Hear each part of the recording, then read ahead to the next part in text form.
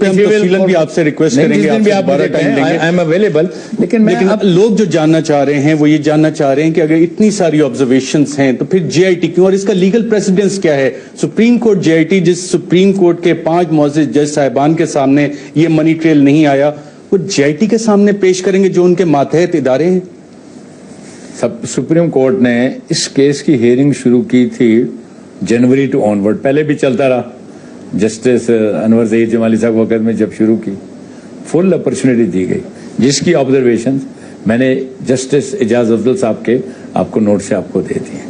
اس سے زیادہ اپرچونٹی، اتنا بڑا ہائی فورم جو سن رہا ہو کہ آپ کا ایویڈنس ریسیو کرنے کے لیے تیار ہو، آپ نے کبھی آ کر کنٹرڈکشن نہیں کی. جے آئی ٹی کیا کرے گی؟ جے آئی ٹی کون ہے میں آپ کو بتاؤں. جے آئی ٹی میں آپ کے ہیں ڈائریکٹر، کوئی ایف آئی کے وہ ایڈیشنل ڈائریکٹر کے رینک کے آفیسر ہوں گے. کیا رینک ہوگا؟ 19 یا 20 گریڈ. ٹھیک ہے.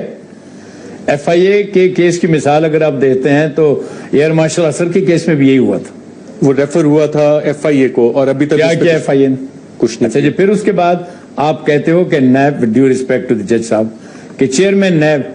سر چیئرمین نیب کے تو آپ نے کنکلوڈنگ نوٹ میں خود کہا ہے کہ ہز وہ جو تھا ایٹیچیوڈ واز ڈفرینٹ، اسی لیے پھر ہم کو we have to look after towards different thing. آپ چیئرمین لیب کس کو بھیجے گا؟ خود تو آنے سے رہا ختم. اس پر تو ٹرسٹ نہیں ہے نا آپ کا. اس کا کوئی سبارڈینیٹ ہی آئے گا نا. کون سبارڈینیٹ آئے گا؟ جس کو اس نے بھرتی کیا ہوگا یا وہ گورنمنٹ کے نیچے ہوگا. ٹھیک ہے جی. اسٹیٹ بینک آف پاکستان کے جو آپ کہا کہ ایک ریپرزینٹیٹو آئے گا، وہ بھی ان کا وہ آدمی ہے ہینڈ پکڈ، جس طریقے سے چیئرمین کو مک مگا کر کے لگایا تھا نا یہ جو موجودہ آپ کے چیئرمین ہے. اسی طرح آپ پوچھ لیں جو اسٹیٹ بینک کا جو آپ کا گورنر ہے کیسے وہ لگا تھا. کتنی ابھی بھی لوگوں کی اس کے اوپر ریزرویشن ہے اور آبجیکشن.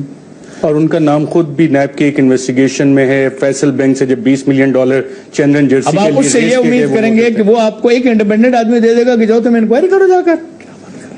سر اس کے بعد آپ ایس سی سی پی کو اور کہتے ہیں ود ڈیو ریسپیکٹ کہ وہ آدمی ہونا چاہیے جس کو جو ہے نا وائٹ کرائم میں بڑی ایکسپرٹیز ہوں.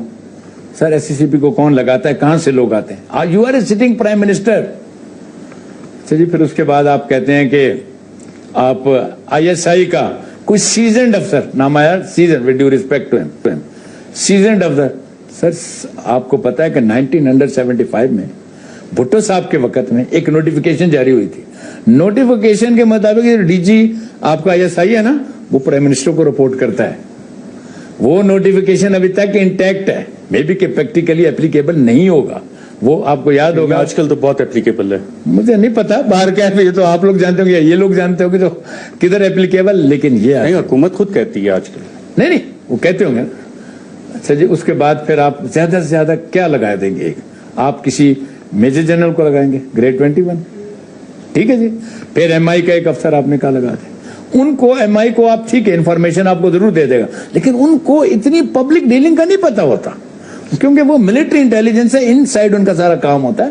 دیکھیں ہمارے جتنے ادارے ان کو آپ پروفیشن رہنے دیں، ان کو آپ پروفیشن سے نہ ہٹائیں. ہم نے بہت سفر کیا ہے بہت. اب آپ یہ مجھے بات بتائیں، اب جے ٹی کس کی بنتی ہے؟ ایک آدمی جو ایف آئی آر رجسٹر ہو جاتی ہے نا اس کو ملزم کہتے ہیں، اور جس کو سزا ہو جاتی ہے اس کو جو ہے نا مجرم ہو جاتے ہیں. جب ملزم میں کس کا، آپ ذرا پڑھ لیجئے گا یہ کراچی جو امن والا کیس تھا نا، لا اینڈ آرڈر والا کیس تھا، یا اس کے بعد آج کل جو کیسز چل رہے ہیں عزیر بلوچ وغیرہ، آپ دیکھ لو کس کے برابر آپ پرائم منسٹر صاحب کھڑے ہو گئے. آپ کو پتا ہے؟ Do you understand? وہ تو دہشت گرد ہیں جو لوگوں کو مارنے میں، شہید کرنے میں ملوث ہیں. یہ معاشی دہشت گردی، یہ جو فائنینشل دہشت گردی جس میں یہ آبزرویشن اب آپ مجھے الاؤ نہیں کر رہے، میں تو آپ کو فردر اس کو بتاؤں. اور تمام ججز کے میں آپ کو جتنے بھی پورشنز ہیں میں نکال کر آپ کو بتاؤں ان دا سیم مینر. اس پہ آپ کے ساتھ ایک اور سیٹنگ کرتے ہیں کیونکہ چند سوالات اہم ہیں جس کا لوگ جواب جاننا چاہ رہے ہیں. بیرسٹر اعتزاز احسن